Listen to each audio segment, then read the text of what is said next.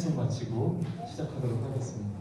성부와 성자와 성령의 이름으로 아멘. 은총이 가득하신 마리아님 기뻐하소서. 주님께서 함께 계시니 여인의 복이 되시며 태중의 아들 예수님 또한 복이 되시나이다.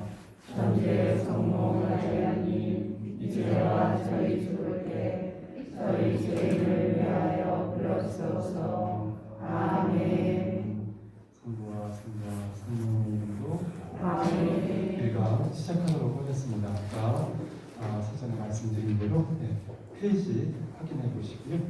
1강 동양, 자연, 사회, 도덕을 포함한 동양 생명관에 대하여 우리 가톨릭대학교 의과대학 인문사회의학과 교수님 이한만 교수님 모시고 아주 소중한 강의 듣도록 하겠습니다. 박수로 부탁드립니다.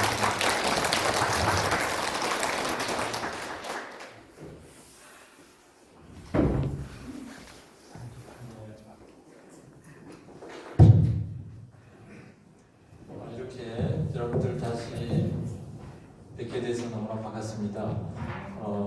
오늘 여러분들하고 같이 이 세 번에 걸쳐서 그 동양의 생명관 그리고 또 그 의료와 관련된 내용들을 같이 이야기하기로 하는데요. 여기 나눠드린 자료는 좀 복잡한 내용들이 많아요. 그래서 제가 쉽게 풀어서 말씀을 드릴 겁니다. 그 강의에 들어가기 전에 우리가 이 학교 이름이 생명학교잖아요. 생명학교는 왜 생명학교를 세우셨을까요? 우리 신부님께서 생명에 대한 아까 강론 가운데도 말씀하셨는데 생명문화, 우리 그 생명문화를 어떻게 보면은 발전시키고 또 우리 사회 안에 생명문화가 자리 잡기 위해서 그런 것이죠. 그래서 생명문화에 대한 이해가 정말 필요하다고 생각이 됩니다. 생명문화가 뭔가 제가 질문 드리면 답변하실 분들이 굉장히 많을 거예요.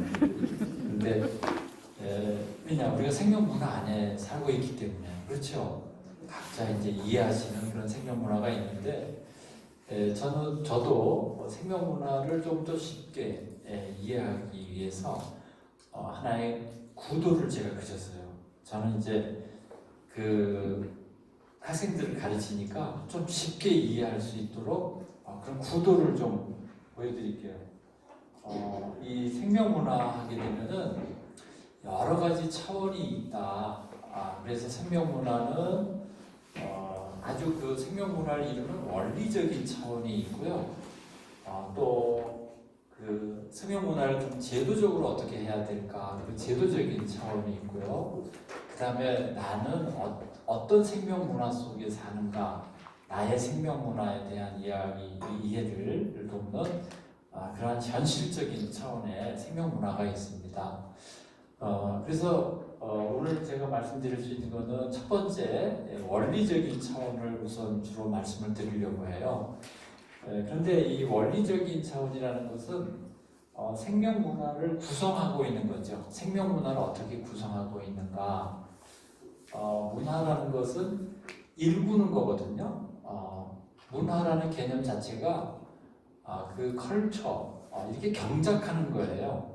그래서 경작을 해서 우리 안에 그것이 풍성해지도록 하는 것이죠. 그래서 실제로 밭을 경작하는 데서부터 왔어요. 밭을 경작하는 게 문화라는 개념입니다. 동양의 순수한 한자어는 이렇게 문식하는 거예요. 꾸미는 거지만 서양에서는 이것이 경작하는 데서 왔다. 이렇게 생각하시면 되고요. 그러면 우리가 경작하는 것은 밭을 경작하는 게 아니잖아요. 지금 우리가 생명 문화를 다시 새롭게 해야 되겠다. 지금 우리가 생명의 위기 속에 살고 있다고 생각이 되지 않습니까? 어떤 위기들이 있죠? 외부적으로는 나라와 나라 사이의 갈등, 이게 이제 우크라이나처럼 그런 갈등이 있죠. 또 국가 간에도 그렇지만은 또 더 크게 보면은 환경으로 말미암아 우리가 생명의 위기를 겪고 있잖아요. 그래서 먹거리도 지금 막 오염이 되고 있죠. 그런 어려움이 있지만 밖으로 보면 또 그렇고 안으로 보면 어때요? 우리 사회 안에서도 많은 분들이 고귀한 생명이 잃어가고 있죠. 뭐 사건, 사고로 인해서 잃어가는 경우, 또 고독사로 잃어가는 경우, 또 자살하는 경우, 뭐 이런 생명의 위기, 우리가 엄청난 과거보다는 우리가 굉장히 잘 먹고 잘 사는 그러한 조건에 놓여 있음에도 불구하고 그 생명의 위기로부터 우리가 벗어나지 못하는 그런 삶을 산다고 볼 수 있어요. 그래서 우리는 이 생명의 위기를 극복하는 그러한 어떤 계기들을 만들어야 되겠다. 여기 계신 분들은 거기에 아주 그 선봉에 서서 그 생명 수호자의 역할을 하시려고 하는 분이라고 저는 생각이 됩니다. 그러니까 오늘 목요일 날 모이셨잖아요. 목요일 날이 무슨 목자예요? 나무 목자죠. 나무는 어때요? 나무는 이렇게 자라잖아요. 나무는 자라나는 햇빛을 받고 물을 또 받아들여서 땅에서 흡수해서 자라나죠. 오늘 묘일이 너무 좋은 것 같아요. 월화수목금 가운데서 제일 생명의 날에 우리가 모인 거예요. 그러니까 하나님이 벌써 우리와 함께 하시고 계시구나 하는 걸 우리가 느낄 수가 있어요. 그런데 정말 나무처럼 우리도 이 생명을 가진 것은 다 그런 지향성을 가지고 있어요. 나무, 풀 한 송이도 다 뭔가 자라나잖아요. 어디로 자라나고 있죠? 햇빛을 향해서. 그래서 이 생명은 자라나는 속성을 가지고 있습니다. 자라나는 속성이 있어요. 우리 생명이 그냥 있지 않아요. 어디로 우리 생명이 나아가는 것 같아요? 퀴즈예요. 너무 어렵나요? 하늘나라요. 네, 비슷합니다. 네, 저는 영원한 생명으로 향하고 있다 그 말이에요. 우리 생명이 영원한 생명으로 가고 있어요. 우리가 죽지만 죽음을 넘어서 그 부활을 얘기해 주는 게, 우리가 부활 주기를 지낸 게 바로 그런 영원한 생명으로 우리가 나간다는 확신을 갖는 거잖아요. 그런 점에서 우리의 생명성은 무언가를 어디론가를 지향하고 있다 이 말이에요. 그리고 그것을 지향하지 못하는 사람들을 우리가 보호해 줄 필요가 있다는 겁니다. 그 지향성을 가르쳐 주는 거죠.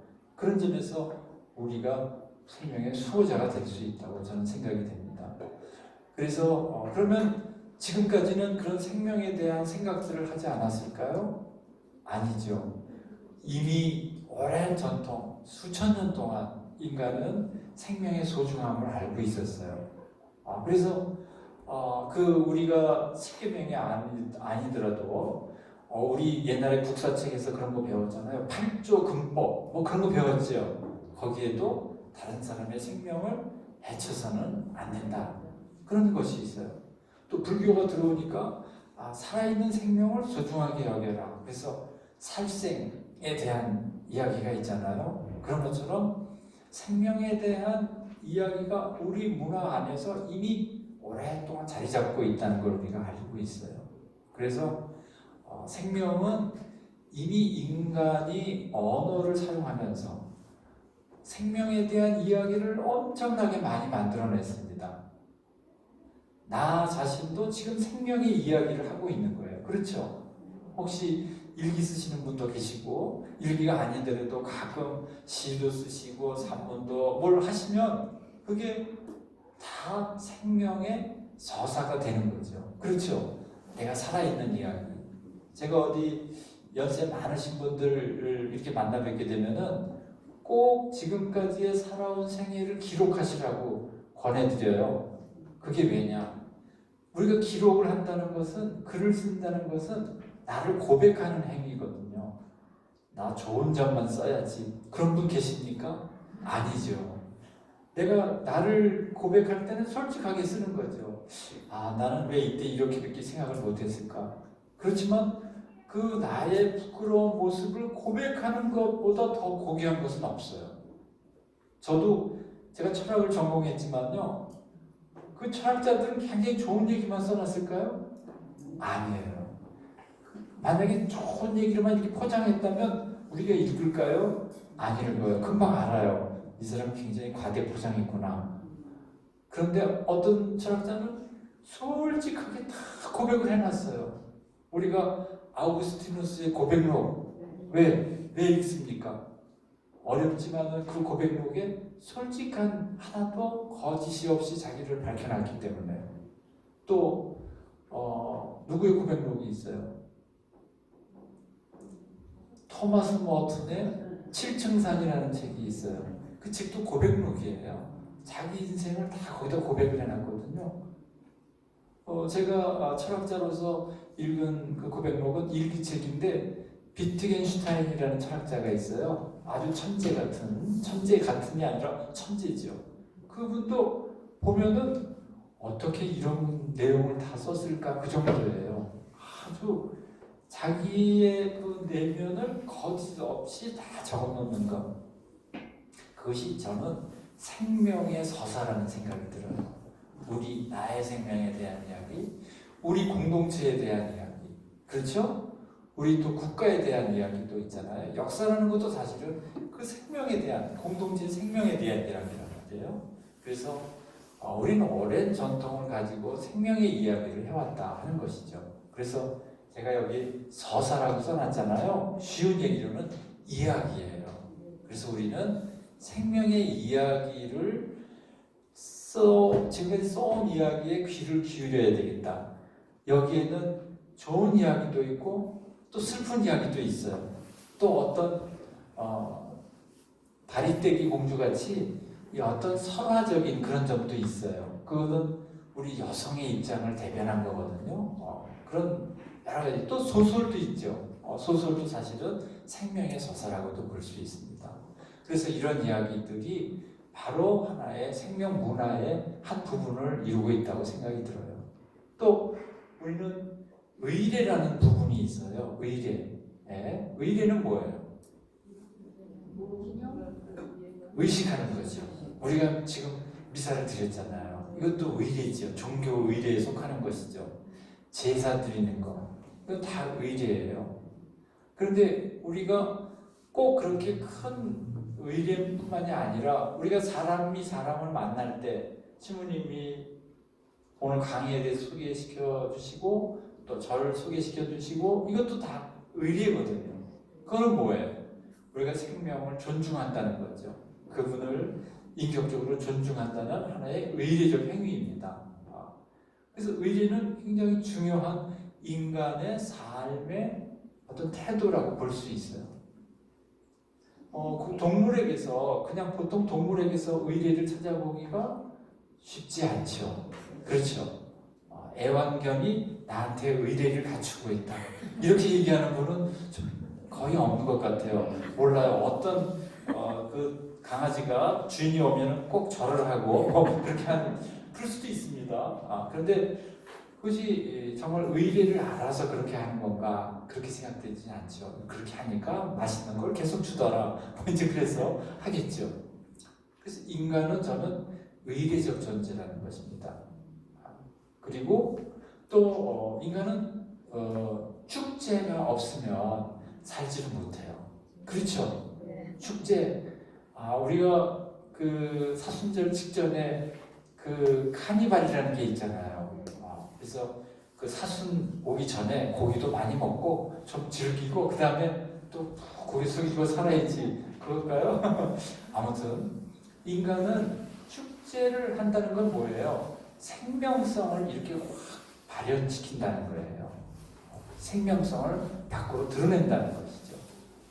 그래서 제가 이 내용을 다시 한번 조금 더 어디 갔죠? 네, 조금 더 살펴보면은 이 앞에서 서사는 우리가 뭘 추구하냐 하면은 서사를 통해서 어떤 생명에 대한 진리에 대해서 알려고 하는 거예요. 생명이 무엇인가 이것을 우리에게 알려준다는 거죠.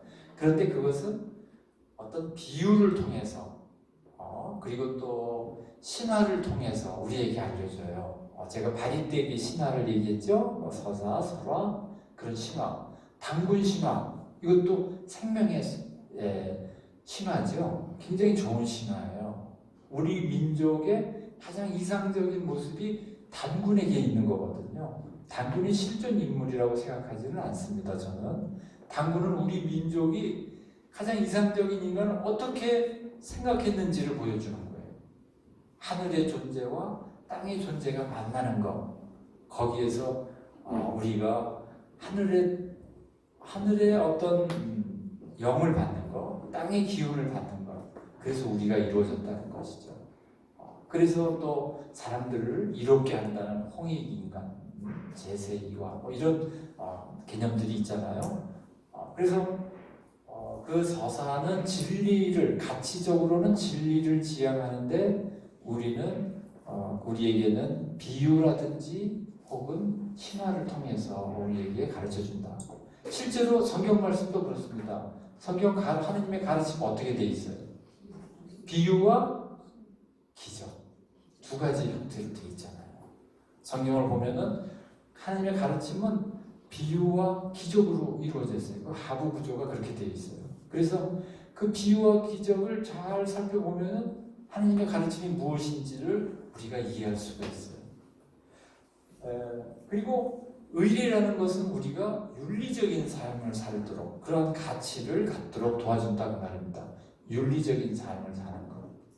사람이 윤리적은 함께 더불어 사는 데서 윤리가 필요하잖아요. 그렇죠?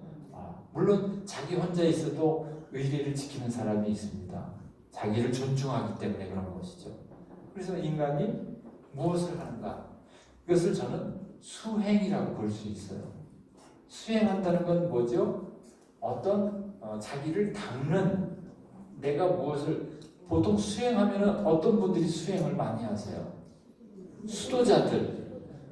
수행하면은 선수행이 금방 떠오르죠. 스님들. 그래서 우리 수도자들이 수행을 많이 하죠. 그런데 여러분들도 수행하시잖아요. 네, 얼마나 수행 많이 하십니까? 정말 정답을 말씀해 주셨어요. 정말 남편 내 마음에 꼭 들 사람이라고 생각했는데 살수록 너무나 다른 사람이에요. 그렇잖아요. 그런데 그 사람을 사랑하잖아요, 우리가. 그래서 우리에게 내가 얼마나 덕이 많은지를, 그것을 내가 스스로가 검증하게끔 한단 말이에요. 그래서 우리가 나중에는 어떻게 되는 겁니까? 우리 자식과 배우자를 통해서 우리가 어떤 존재가 되는 거죠? 성인이 되는 거죠. 성인이. 우리가 성인 되는 길이 다른 데 없습니다. 자녀들도 나보니까 조금 말 들을 것 같으니 계속 말 안 들어요. 제 3의 인간이 여기에 나타났다. 전혀 닮은 것 같지가 않아요. 그래도 어떻게 해요? 사랑하죠. 우리 안에 얼마나 많은 사랑이 있는지를 우리가 스스로 우리 가족을 통해서 우리가 발견하게 된다는 말이죠. 그게 엄청난 수행이에요. 그 다음에 우리는 연행이라는 게 있어요. 연행하면 어디 끌려가는 거 아닙니다. 이거는 연극적 행위라는 거예요. 연극적 행위.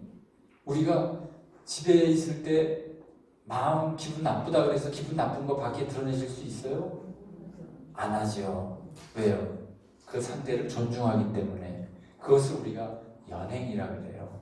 그래서 그 전부 다 어떨 때는 서로 가면을 쓴다고 볼 수 있어요. 탈을 쓰는 거예요. 탈을 쓰고 더 좋은 모습을 보여주는 거죠.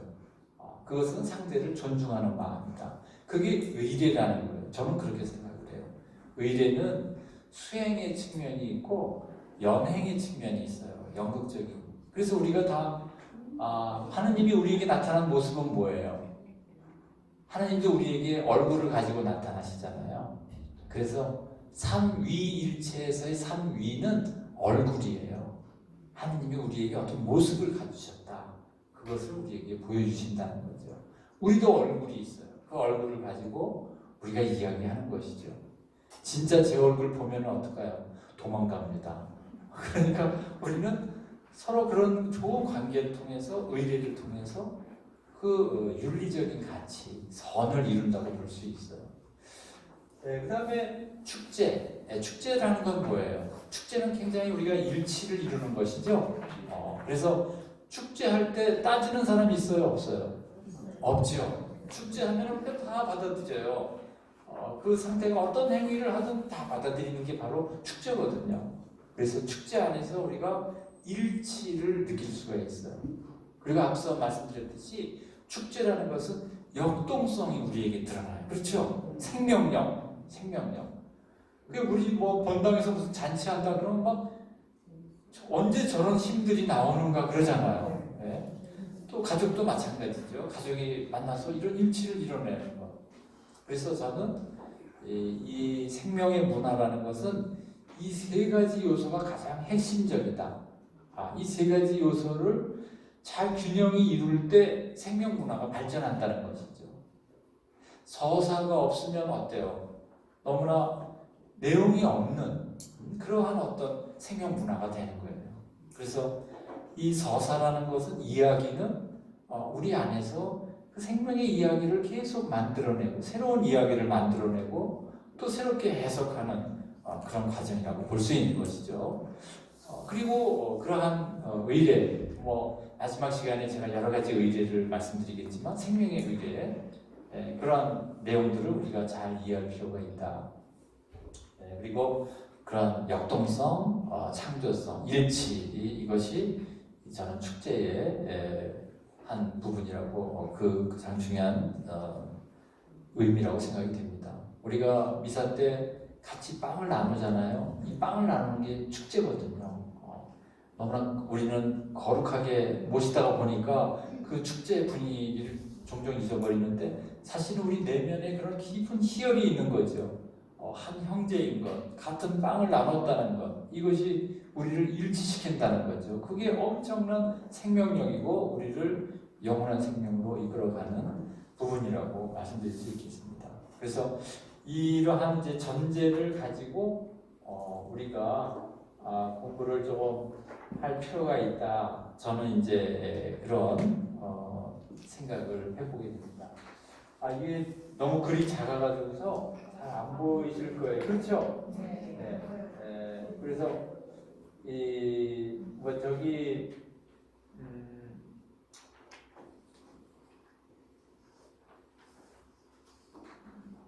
이게 좀 내용이 이 내용과 조금 차이가 보여주는데요. 제가 이제 여기에서 첫 번째 그 페이지에 보면은 생명의 현상과 의례 그리고 생로병사 이걸 얘기했어요. 그래서 이 인간이 육체적으로 인간의 생명은 자연 생명의 차원에서 우리는 그 생로병사를 겪기에 마련이죠. 그렇죠?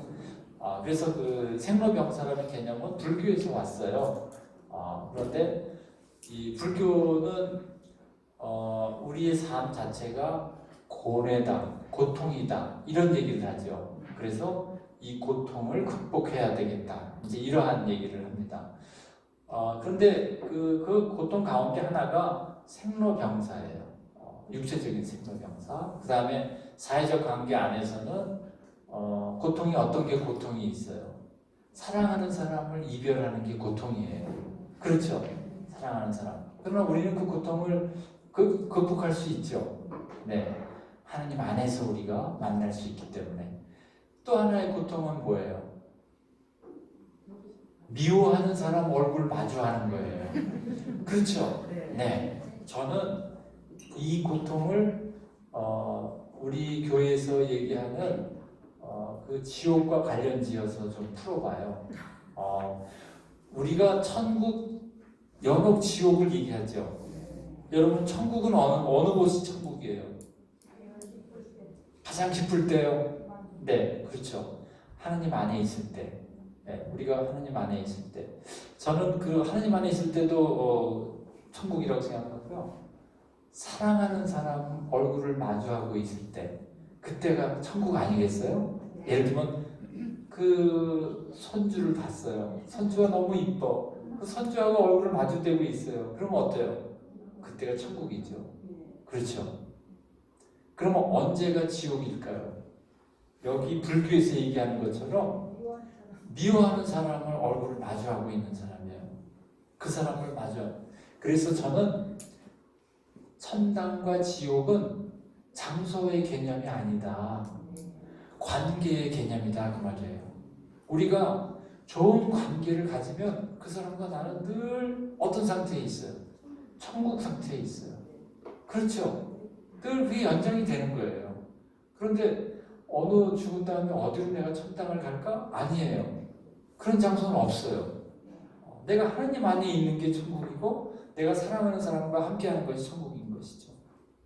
그래서 우리가 그러한 과정들을 어떻게 극복하느냐, 특히 생로병사라는 이 과정들을 우리는 어떻게 받아들이느냐. 태어남 자체가 은총이죠. 우리가 이 세상에 태어난 자체가 엄청난 은총입니다. 하느님의 은총이 없다면 우리가 어떻게 이 세상을 알 수 있겠어요? 그래서 태어남 자체를 우리가 받아들이는 것, 그 하느님께 감사하는 마음을 가질 때 내 자연 생명의 의미를 우리가 깨달을 수 있다는 거예요. 물론 우리 부모님이 사랑하셔서 우리를 낳아주셨지만 거기에 앞서 하느님의 은총 안에서 우리가 태어난다는 것이죠. 그래서 우리가 태어나고 또 나이가 드는 것이죠. 나이가 드는 노화의 현상, 이것도 너무나 자연스러운 거예요. 만약에 늙지 않는다고 생각해 보세요. 그러면 그것도 우리에게 고통일 거예요. 그러나 어떤 사람은 나는 죽지 않기 위해서 냉동돼서 지금 어디에 이렇게 모셔져 있는 분이 있어요. 내가 이제 약이 개발되면, 수술이 개발되면 나 다시 부활할 거다.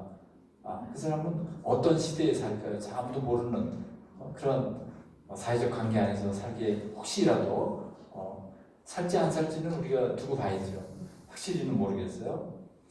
그래서 생로, 병이라는 것이 있습니다. 그렇죠? 병도 우리가 정말 고통으로 제거해야 될 것으로만 여겨야 되는 것인가? 우리가 한번 생각해 봐야죠. 병을 통해서도 우리는 새로운 자기를 발견하게 됩니다. 또 병이라는 것은 우리가 그 코로나를 통해서 경험했듯이 불가항력적으로 외부에서 닥쳐올 때가 있어요. 인류사에서 그런 적이 여러 번 있었죠. 패스트, 흑사병, 그다음에 스페인 독감이라 그래서 또 굉장히 많은 분들이 돌아가셨죠. 또 코로나를 통해서 그런데 이것은 인간이 살고 있는 삶의 조건이지 우리에게 갑자기 나에게 닥친 것이라고 얘기하기 어려운 것이죠. 인간은 그렇게 위험에 노출되어 있는 존재예요. 그렇기 때문에 우리가 늘 준비하고 있어야 되겠죠. 죽음의 그림자가 우리 앞에 와 있다고도 볼 수 있습니다.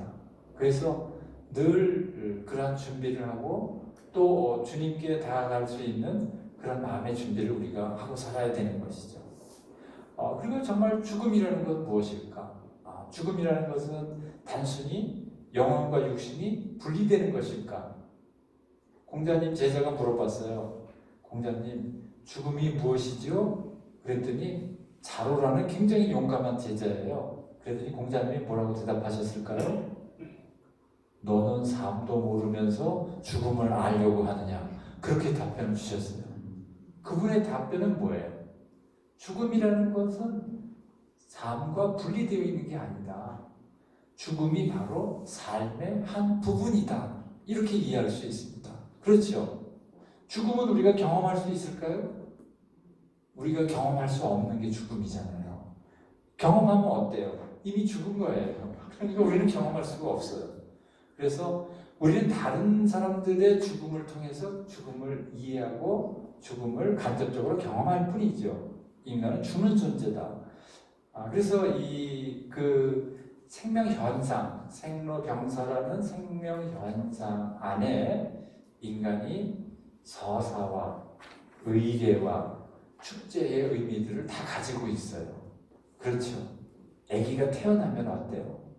그 아기에 대해서 육아일기도 쓰고 막 기록하잖아요. 이게 다 서사지요. 성장하면서 자기가 쓰겠지만 그런 과정들. 또 우리가 돌아갔을 때도 그 장례식장 가보세요. 슬퍼만 하는 게 아니죠. 그 장례식장이 우리 모두가 만나는 축제의 장이에요. 예전에 그런 축제라는 영화가 나온 적이 있어요. 그게 바로 장례식을 얘기하는 거거든요. 그래서 그분이 돌아가신 분이 우리에게 마지막으로 만남의 장을 마련해 주시고 화해의 장을 마련해 주시고 그러는 것이죠. 그래서 정말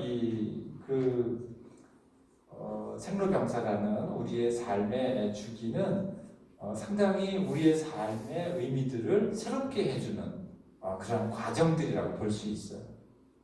그래서 이 생로병사에 대해서 동양은 큰 덕성으로 이런 것을 얘기했어요. 뭘 얘기했냐면은 원형리정이라는 얘기를 했는데요. 이거는 그 불교에 대한 얘기이기 때문에 제가 넘어가도 될 것 같고요.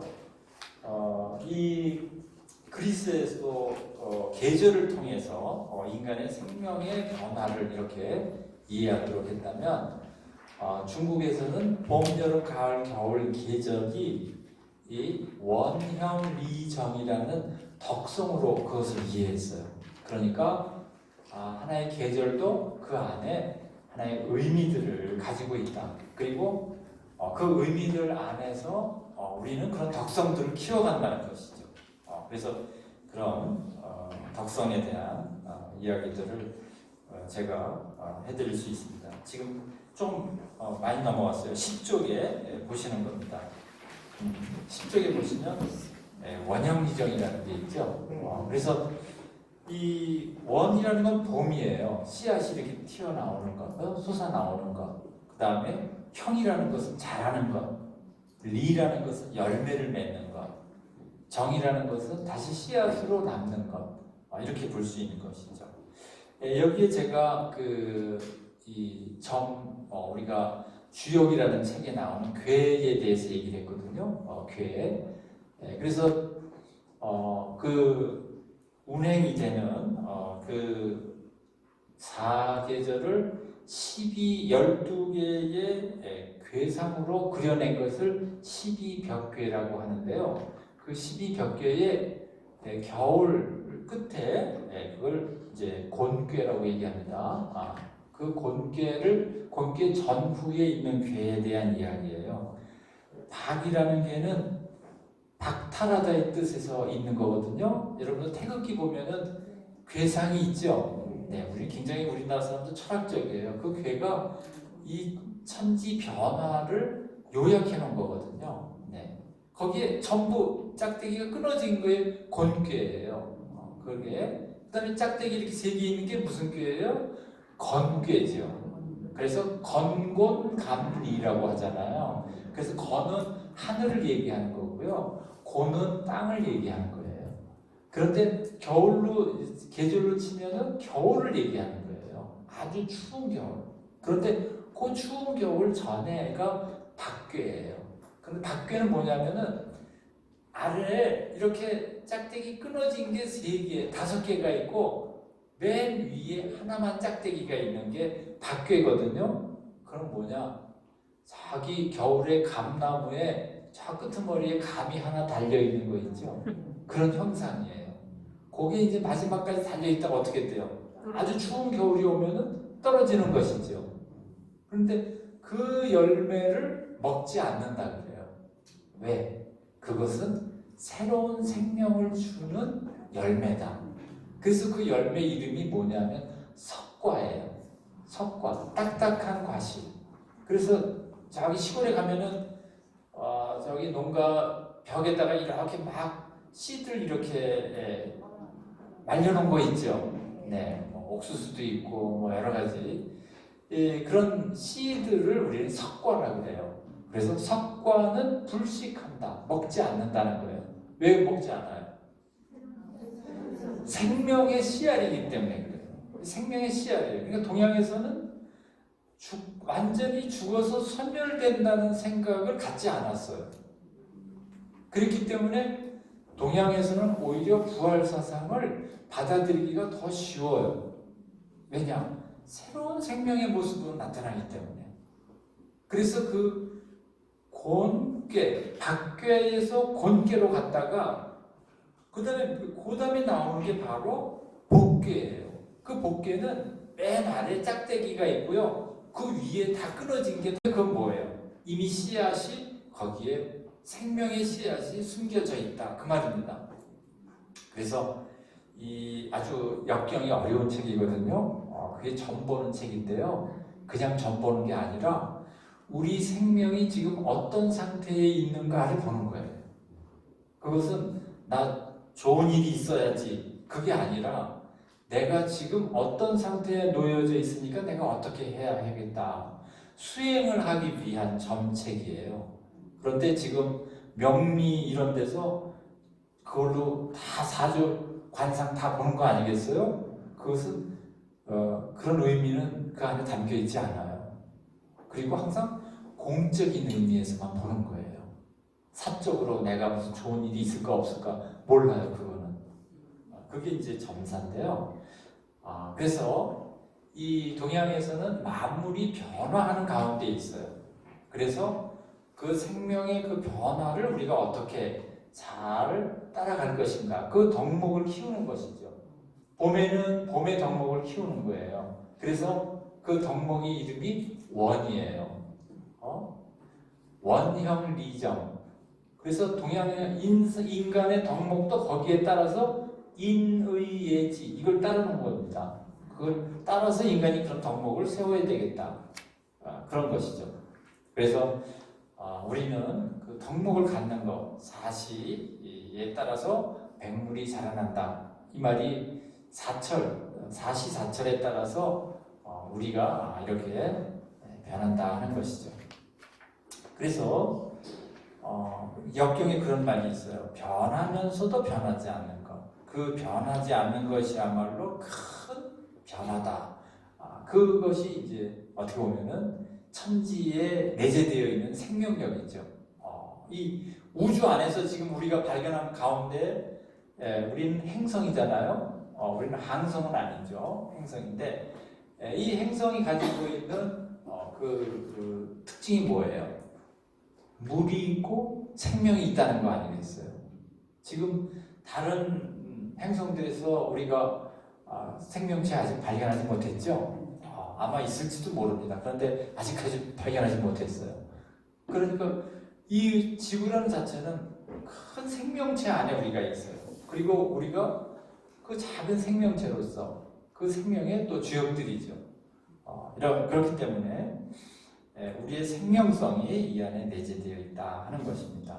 그런 점에서 이 달, 계절, 또 우리의 생명을 주는 그러한 어떤 태양, 이러한 이 우주의 상태를 다 우리 인간 생명과 관련지어서 이해하고 있어요. 이 동양 사람들은 분리해서 내 생명이 하나의 개별체의 생명이다 이렇게 생각하지 않습니다. 우리는 서양 사람들은 다 개별자로서의 생명체거든요. 그런데 동양은 그렇게 생각하지 않았어요. 우리는 어떤 생명체냐? 연결되어 있는 생명체예요. 제 생명체는 어디서 왔죠? 부모로부터 왔잖아요. 그래서 제 생명체가 부모하고 연결되어 있는 생명체입니다. 여러분들 대나무 아시죠? 대나무. 이 대나무가 바로 우리의 생명성을 보여주는 거예요. 그냥 내가 단일한 생명체가 아니다. 우리 자손도 내 생명하고 연결되어 있어요. 그래서 저는 그것을 뭐라고 얘기하냐면 통생명이라고 얘기해요. 통생명. 그렇게 연결된 생명. 우리가 제사 지내는 것도 그 통생명이기 때문에 감사의 제사를 지내는 것이죠. 그런데 그 통생명 저 위에 올라가면 누구를 만나요?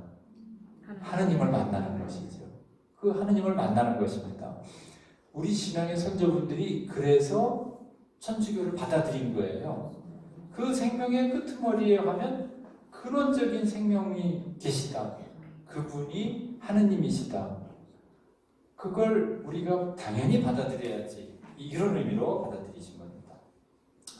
네, 그래서 12쪽에 우리가 넘어가 보면은 제가 생명을 또 셋으로 나눴어요. 저는 이 셋으로 나누는 걸 좋아해요. 어디서 영감을 받았을까요? 삼일체. 어떻게 그렇게 하셨어요? 삼위일체에서 영감을 받았어요. 그렇죠? 네. 셋은 완전수라 그래요. 완전수. 그래서 신화, 뭐 어디 서사, 어디서나 다 3이에요.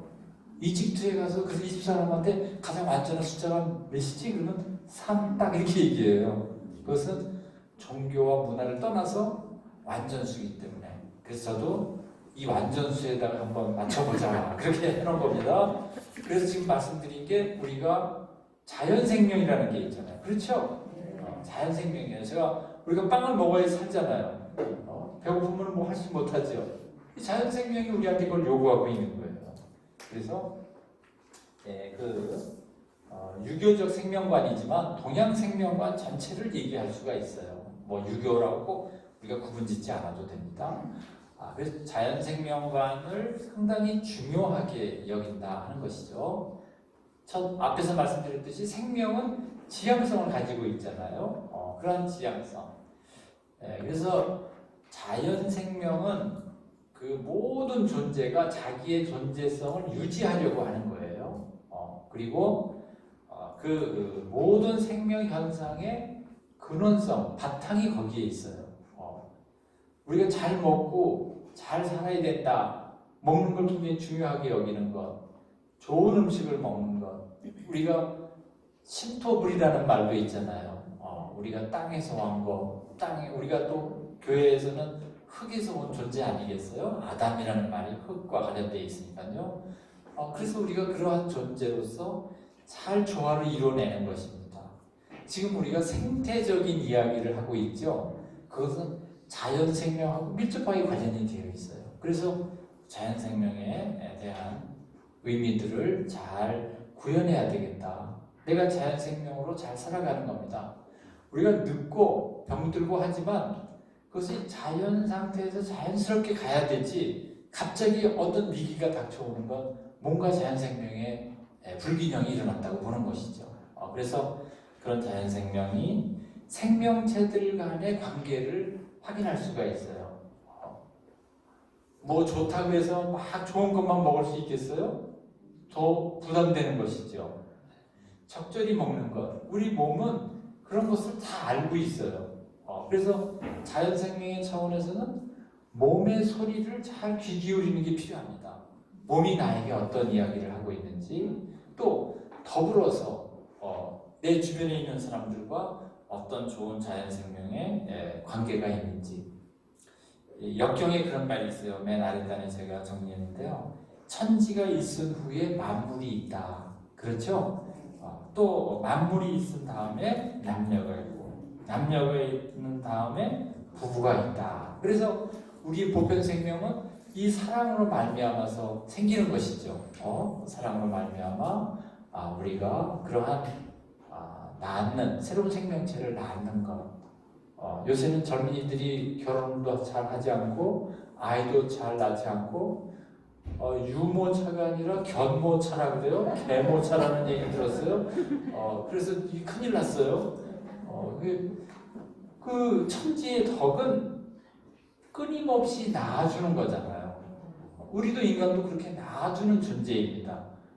그래서 자연생명에 같이 조화를 이루어가야 되는데 그렇지 못하게 되는 것이죠. 그것이 지금 우리 사회가 가지고 있는 생명의 한 단편이에요. 그 위기의 한 단편이죠. 지금 전 세계에서 출생률이 제일 낮다고 얘기하잖아요. 그럼 젊은 사람들한테 물어보면은 아이들 못 키우겠다. 너무나 지금 힘들다. 우리도 먹고 살기 힘든데 아이를 어떻게 교육시키느냐. 그렇게 얘기를 해요. 그래서 이것은 우리가 함께 이 사회를 변화시켜 가야 되거든요. 또 설득해야 되고 또 여러 가지 방안들을 모색해야 된다는 것이죠. 그런 점에서. 그래서 저는 이 시경에도 그런 얘기 있어요. 하늘이 모든 사람을 낳았다. 만물에는 하늘이 부여한 도리가 있다. 그 자연 생명 안에서도 우리가 어떻게 자연 생명을 유지할 것인가, 그러한 도리가 있다는 것입니다. 그래서 동양에도 이 자연 생명의 차원을 아주 중요하게 여겼다는 걸 우리가 알 수가 있어요. 그 다음에 두 번째는 사회 생명이라는 거거든요. 사회 생명.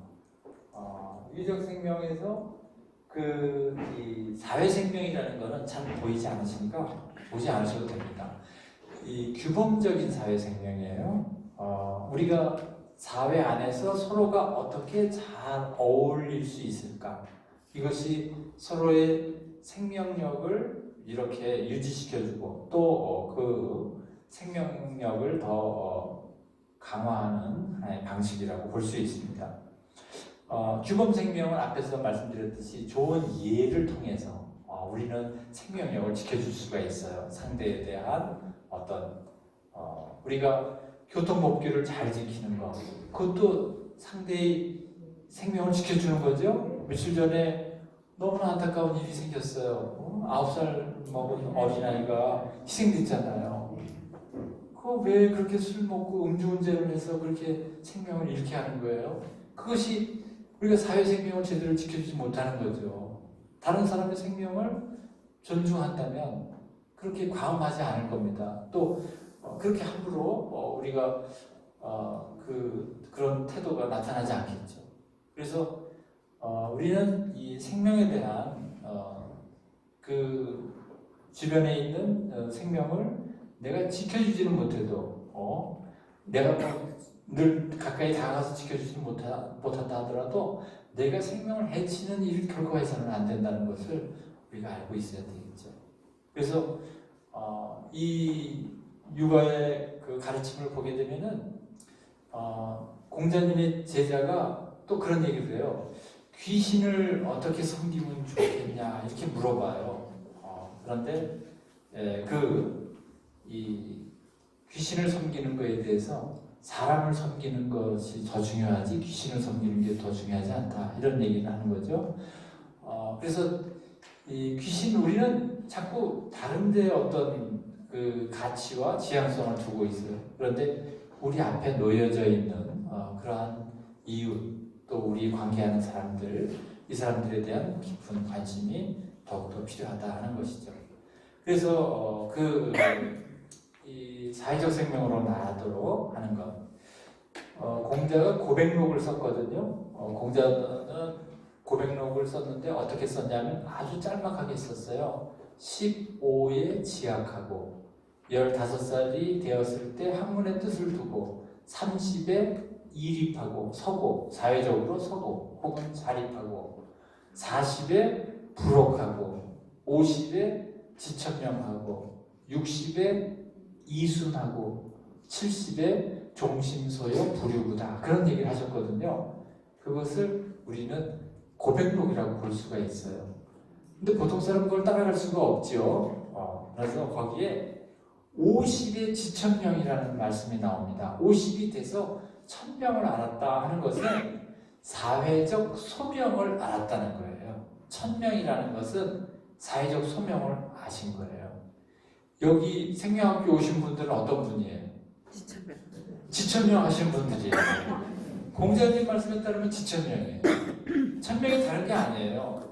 그 정치하는 게 천명 아닙니다. 저기 그 정치가들은 나 하늘에서 무슨 정치하는 뜻을 받았다. 새빨간 거짓말이에요. 권력에 대한 욕구가 있어서 그런 거죠. 진짜 사회적 소명이라는 것은 보이지 않는 것, 사회 안에서 드러나지 않게 사회를 위해서 일하는 분들이 그러한 천명을 아는 것이죠.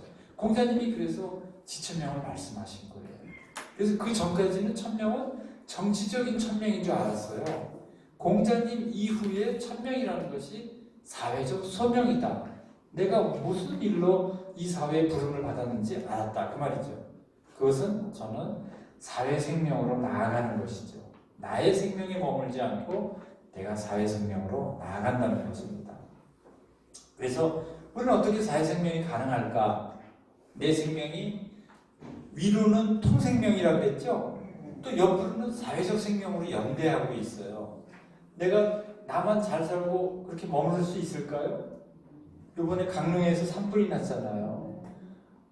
다 그냥 타고 정말 지금 너무나 갑작스럽게 원인도 뭐 잘 모르죠. 뭐 이 전선이 끊어져서 거기에 불씨가 튀었다. 뭐 그렇게 스파크가 일어나서 그렇게 했다. 그것도 확실하지 않은 거예요. 평소에 우리가 그러한 그런 것들을 잘 관리했다면 많은 사람의 생명을 구할 수 있고 또 그런 재산 피해를 갖지 않았겠죠. 더군다나 또 자연 거기 얼마나 아름다운 곳입니까? 그런데 또 자연이 다 이렇게 불타고 이룬 그러한 어떻게 보면은 우리 안에 내재되어 있는 그런 비극이 드러났다고 볼 수 있죠.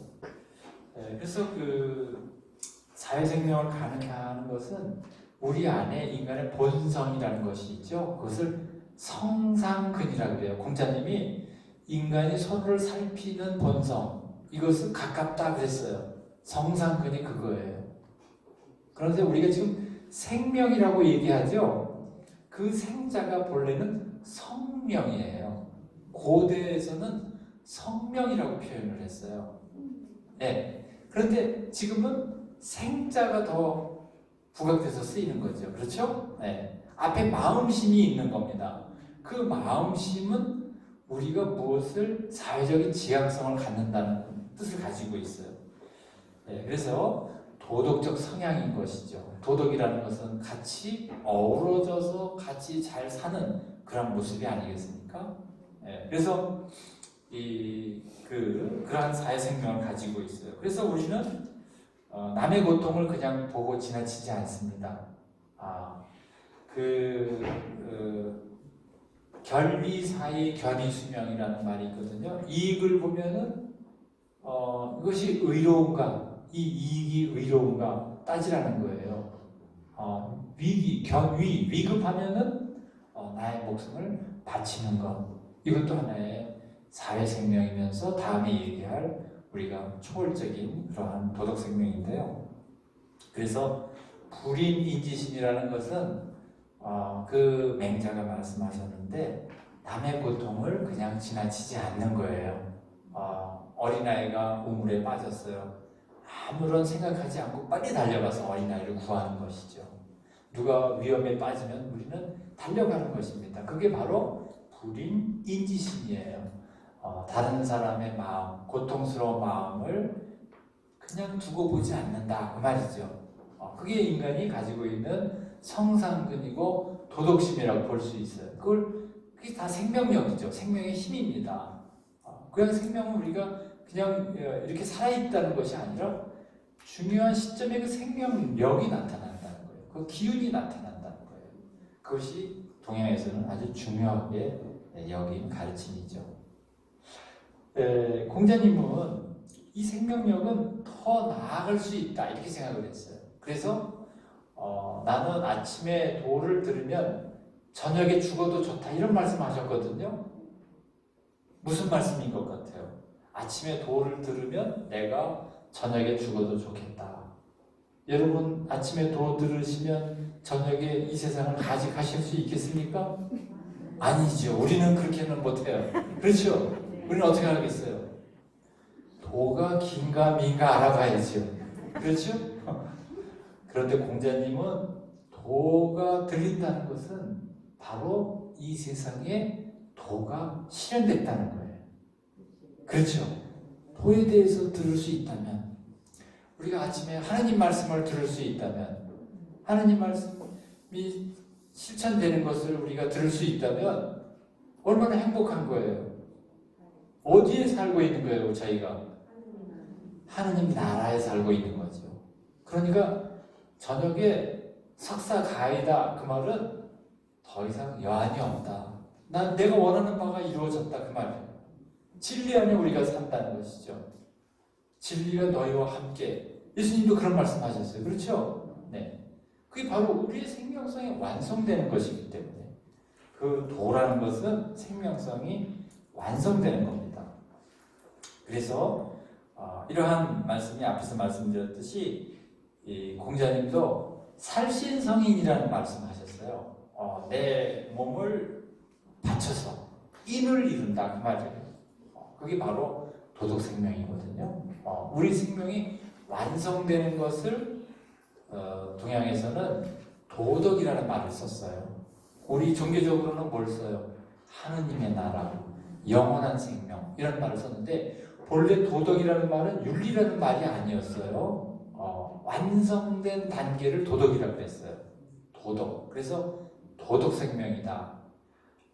그런 그 가장 초월적인 도덕 생명이라고 제가 이렇게 붙였는데요. 그 맹자도 그런 얘기를 했어요. 사생취의, 내 목숨을 바쳐서 의를 실현한다 이런 얘기를 했거든요. 그런 것도 사회 생명의 단계가 더욱더 커진 것이죠. 그러한 단계라고 볼 수 있습니다. 그래 공자님은 구체적으로 우리가 어떻게 수행을 해야 되는지는 말씀하시지 않으셨는데 맹자는 공자님의 뜻을 받들어서 그것을 어떻게 우리가 생명력을 키울 수 있는지에 대해서 말씀하셨어요. 가장 생명력이 확대된 상태, 생명력이 확장된 상태를 뭐라고 얘기하냐면은 호연직이라고 그래요. 호연직이라는 말 들어보셨죠? 그 말이 내 생명력이 꽉 찬 거예요. 다른 사람의 생명력과 아주 교통이 잘 되는 것이죠. 내 혼자만의 생명력이 아니에요. 그러한 것이 아주 확장된 상태를 말한다고 볼 수 있습니다. 그래서 우리가 뭐 기치료 그런 거 있죠. 네, 그런데 그 기는 본래는 생명력이라는 의미로 이해하시면 됩니다. 동양에는 이 공간이 비워져 있는 공간이 아니에요. 무엇으로 가득 찬 공간이에요? 기로 가득 찬 공간이에요. 동양 우리 신앙적으로는 어떤 공간이에요? 하느님의 영으로 가득 찬 공간이죠. 신앙적으로는 영이라는 표현을 했는데요. 하느님이 예수님 부활하셔서 우리에게 영을 불어넣어 주시잖아요. 그렇죠? 그래서 우리가 바뀌는 거죠. 제자들이 벌벌 떨고 있었잖아요. 예수님 저렇게 돌아가셨는데 그 다음에 우리 차례가 아닌가. 지금 굉장히 떨고 있어요. 그때 예수님이 나타나시죠. 그래서 우리에게 영을, 생명력을 불어넣어 주시잖아요. 그래서 우리가 거기서 변화되는 것입니다.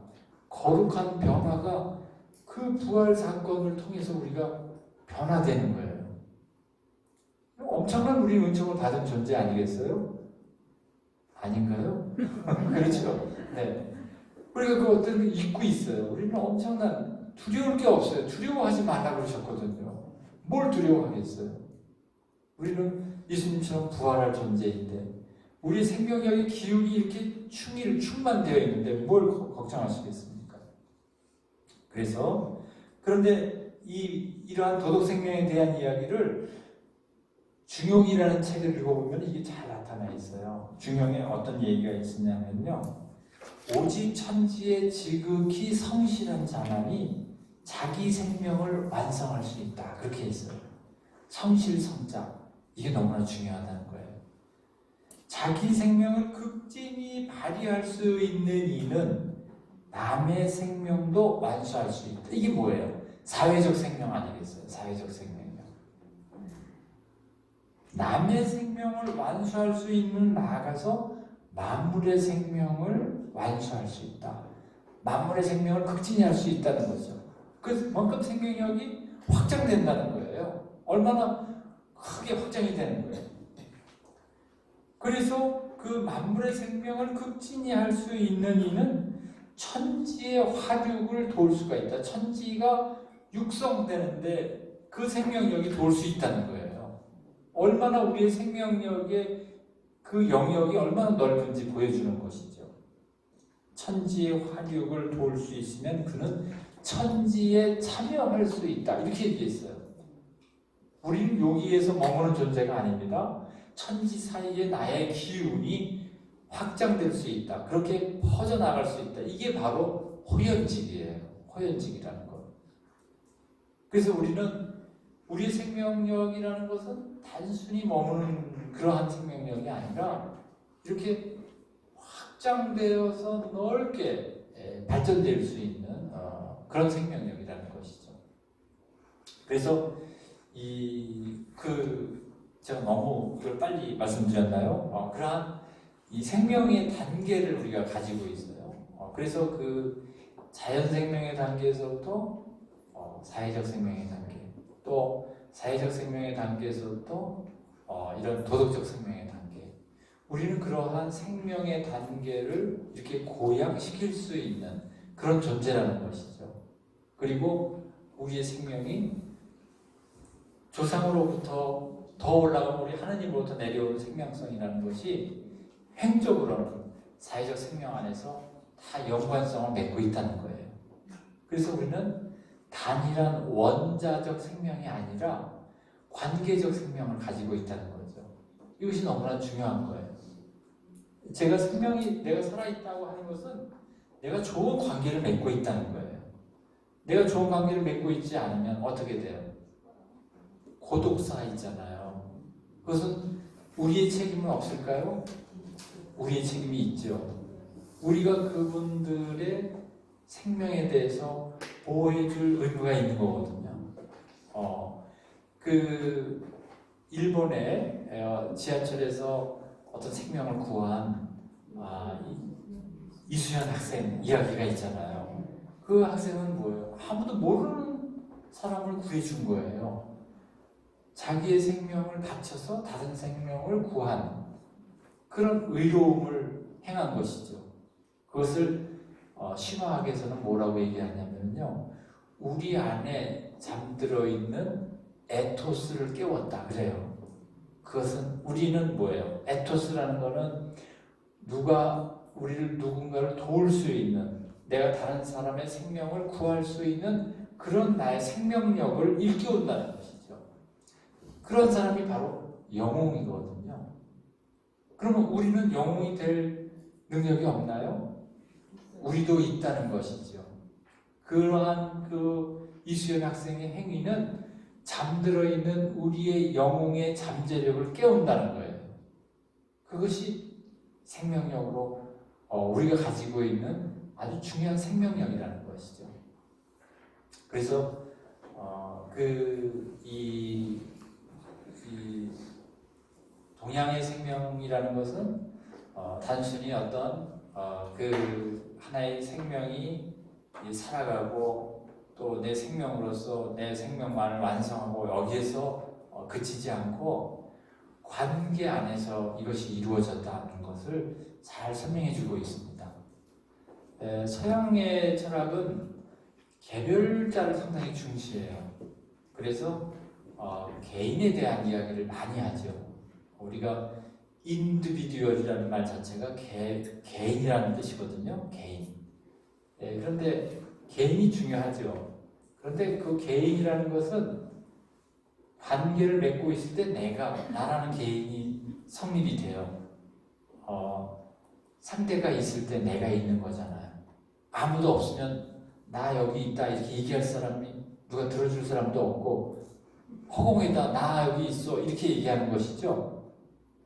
불교에서는 유아독존이라는 말이 있어요.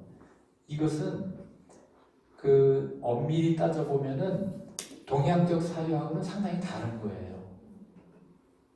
독존이라는 말은 아주 서구적인 사고방식입니다. 그래서 언어학적으로 따져보면 인도나 유럽 언어가 같은 언어예요. 그래서 거기는 어떤 실체, 주체 이런 것이 너무나 중요합니다. 근데 동양은 그렇지가 않아요. 동양에서는 내가 있으려면 누가 있어야 돼요? 너가 있어야 돼요. 그래서 너를 항상 전제로 한 나입니다. 그래서 최근에 동양 서양 사람들이 새로 만든 개념이 있어요. 그게 뭐냐 하면은 상호주관성이라는 말이에요. 상호주관. 예전에는 나만 있었거든요. 아니다. 너도 주관이다. 너도 하나의 중화이다. 그래서 이 상호의 주관성 안에서 나를 이해할 수 있다는 것이죠. 이것이 현대 철학에서 생긴 새로운 개념이에요. 그런데 그 개념을 엄밀히 따져보면 동양에서 가져간 거예요. 그 유명한 마르틴 부버라는 철학자가 있습니다. 들어보셨죠? 네. 네. 그 마르틴 부버가 쓴 책이 나와 너라는 책이에요. 그래서 내가 있으려고 하면 항상 너가 있어야 된다는 것이고 만남이 중요하다는 거예요. 그래서 그분이 쓴 책이 만남이라는 책이 있습니다. 우린 만남이에요. 만남은 뭘 만들어냅니까? 새로운 세계를 만들어내요. 도덕경에 그런 얘기가 있습니다. 도생일, 일생이, 이생삼, 삼생만물이에요. 너무나 짧죠? 이게 바로 동양의 창조론이에요. 동양은 이미 도 안에 우리가 있어요. 모든 존재가 도 안에 있어요. 그것을 도생일이라고 얘기해요. 낳는다, 낳는 것이죠. 생명 현상입니다. 모든 것이 도 안에 있다. 그래서 도생일이에요. 이해하시죠? 우리가 하나님 안에 있지 않습니까? 동양에서는 하나님에 대해서는 생각하지 못했어요. 모든 것이 있다에서부터 시작해요. 서양은 없는 데서 있는 것이 생겨나죠. 그래서 그 철학적으로 우리가 창세기도 그렇게 얘기합니다. Creation from nothing이라는 말이 있어요. 라틴어로는 creatio ex nihilo 이렇게 얘기하는데요. 이게 서양의 구조예요. 근데 동양은 그렇지 않습니다. 이미 뭐가 있어요. 뭐가 있어요? 도가 있어요. 이미 존재해요. 그런데 creation ex nihilo라는 creation from nothing이라는 뭐로부터 생겨났다는 그 말도 엄밀히 따져보면은 하나님이 미리 계시잖아요. 그렇죠? 하나님이 무로부터 그렇게 창조해내신 분은 이미 계신 분이에요. 동양에서는 그런 인격체로는 이해하지 못했고요. 그냥 도가 있다. 도 안에 우리가 존재하고 있다. 모든 만물이 존재하고 있다. 천지가 존재하고 있다. 이렇게 생각을 했어요. 그래서 도생일이 나오는 것이죠. 그런데 존재하는 것을 가만히 바라보니까 그것은 음과 양으로 이루어져 있다. 이렇게 보는 것입니다. 그래서 일생이 하나가 둘을 낳는다는 것은 그냥 낳는다는 의미라기보다는 그 안에 관계를 얘기하는 거예요. 그 안에 관계를 맺고 있어요. 그래서 우리도 관계를 맺으니까 어떻게 되는 겁니까? 이생삼, 새로운 프로그램이 생기는 거잖아요. 어떻게 우리가 생명에 대해서 대처를 해야 되는가? 이 위기를 우리가 어떻게 극복해야 되는가? 남녀가 만나면 아이를 낳잖아요. 이생삼이죠. 그렇죠? 그 다음에 셋이 되는 거죠. 그래서 이 셋이라는 말은 어떤 관계를 통해서 나타낸 어떤 새로운 생성이라고 볼 수 있어요. 모르는 사람도 만나게 되면 어떻게 됩니까? 좋은 하나님의 어떤 창조 사업을 우리가 이루어낼 수 있지 않겠습니까? 그게 생명의 현상이거든요. 그래서 그 생명 현상이라는 것은 저는 도덕경이 너무나 잘 설명해주고 있다. 아주 원형적인 이야기지만 그래서 우리가 생명에 참여하는 것이죠. 우리가 이렇게 만나고 새로운 생명에 대해서 의식하고 또 그 더 나은 생명으로 나아가고자 하는 것. 그래서 오늘 강의는 두 가지 삼각형을 기억하고 계시면 됩니다. 첫 번째 삼각형은 뭐죠? 서사와 의례와 축제라는 거예요. 우린 여기서 이 생명의 문화를 떠날 수는 없다. 그리고 우리는 세 가지의 생명 현상, 우리 각자가 세 가지 생명의 차원을 가지고 있어요. 그렇죠? 자연 생명의 차원, 그 다음에 사회 생명의 차원, 그리고 도덕 생명의 차원, 종교적으로는 영원한 생명, 하느님 나라, 이렇게 우리가 생각할 수 있는 이 세 가지 트라이앵글을 염두에 두시면은 우리가 생명을 잘 이해할 수가 있습니다. 우리가 미사 때도 그걸 경험한 거예요. 빵을 나누는 것. 이것은 하느님 생명 안으로 우리가 들어가는 거거든요. 그냥 자연 생명의 차원에서 보면은 너무나 작은 생명이잖아요. 그러나 하느님 생명의 차원에서 보면은 너무나 큰 영광이죠. 우리가 하느님 생명 안으로 들어가기 때문에. 그래서 어떤 생명의 차원에서 우리가 얘기하고 있는가, 이것을 우리가 잘 살펴볼 필요가 있다는 것입니다. 네, 오늘 여기까지만 강의할까요? 네. 중요한 핵심을 제가 말씀드렸으니까요. 다음 시간에는 그 다음 이야기는 이 생명을 이루고 있는, 우리 생명을 이루고 있는 에 대해서 얘기하도록 하겠습니다. 우리가 우리 생명을 주관하는 혼백이라는 게 있어요. 그 혼백에 대해서 잘 이해할 필요가 있습니다. 서양의 영어론과 비교해서 말씀드리도록 하겠습니다. 영광송 바치고 마치도록 하겠습니다.